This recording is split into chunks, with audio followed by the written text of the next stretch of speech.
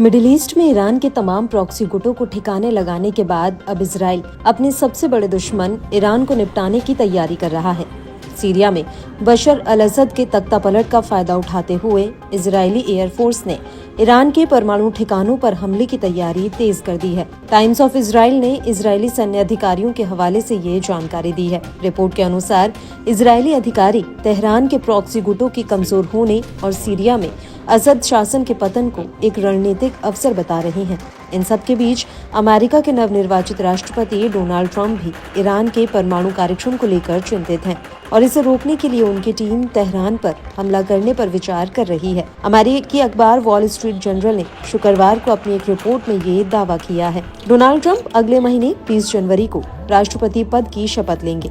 उनके पद संभालने के बाद ईरान के परमाणु ठिकानों पर हमले का विकल्प चुना जा सकता है। ईरान के अलावा सीरिया में भी असद शासन के पतन के बाद अमेरिकी सेना की भूमिका पर ट्रंप नए सिरे से विचार कर रहे हैं। WSJ की रिपोर्ट के अनुसार ट्रंप की टीम ईरान के परमाणु ठिकानों पर हमले के संभावित परिणामों का आकलन कर रही है। टीम के अधिकारियों ने बताया कि ईरानी खेमे का कमजोर होना और समृद्ध यूरेनियम में तेजी से वृद्धि चिंता का विषय है। ऐसे में सभी विकल्प तलाशे जा रहे हैं।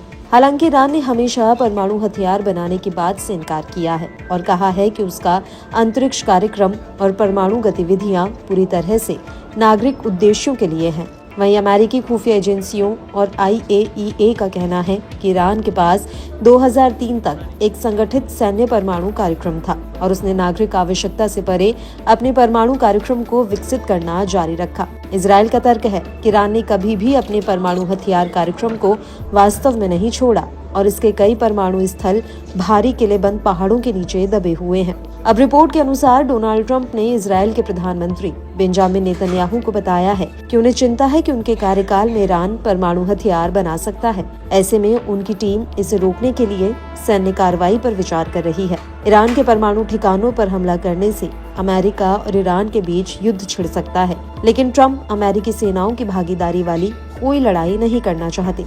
ऐसे में उन्होंने टीम से विकल्पों की तलाश को कहा है। ट्रंप को लगता है कि जिस तरह से ईरान में संवर्धित यूरेनियम की मात्रा बढ़ रही है वह गंभीर चिंता का विषय है। ट्रंप प्रशासन इस मुद्दे को गंभीरता से ले रहा है। ट्रंप की टीम इस दिशा में कूटनीतिक समाधान की तलाश में है।